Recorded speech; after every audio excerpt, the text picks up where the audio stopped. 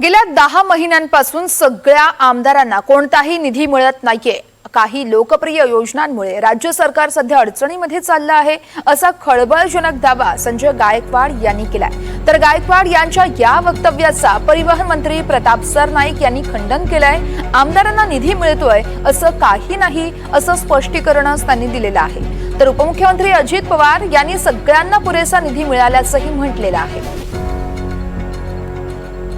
जी ओरड आहे की निधी मिळत नाही, गेल्या 9 महिन्यापासून निधी मिळत नाही। 10 महिन्यापासून महाराष्ट्रात कुठल्याच योजनेवर पैसे नाही आहेत, हे खरं आहे। मंत्र्यांकडे गेलं तर मंत्री ते सांगतात की पैसे नाही।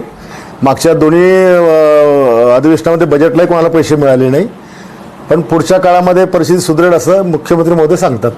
बिलकुल नाही आहे। आमच्या सगळ्या आमदारांना निधी दिला जातोय। माझ्या डिपार्टमेंटचं जर तुम्ही मला विचारलं, आमच्या डिपार्टमेंटच्या माध्यमातून ज्या एस टी डेपो आहेत किंवा एस टी स्टँड आहे किंवा इतर काही गोष्टींसाठी निधीची व्यवस्था आमच्या डिपार्टमेंटच्या माध्यमातून केली जाते।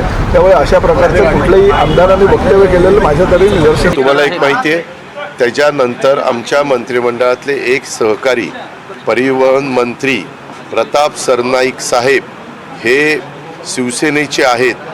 त्यांनी सांगितलं असं काही घडलेलं नाही, असं ऐकलं पण तुम्ही प्रताप सरनाईकच्या गोष्टीला महत्त्व देत नाही आहे, तुम्ही आमदाराच्या गोष्टीला महत्त्व देत आहे। हे बरोबर आहे ना? आज हे महायुतीचं सरकार आहे, स्वतः मुख्यमंत्री, दोन्ही उपमुख्यमंत्री आणि सगळ्या मंत्रिमंडळाचं बारकाईनं लक्ष आहे। यंदा मोठ्या प्रमाणावर 22,000 कोटी रुपये DPCला निधी दिलेला आहे।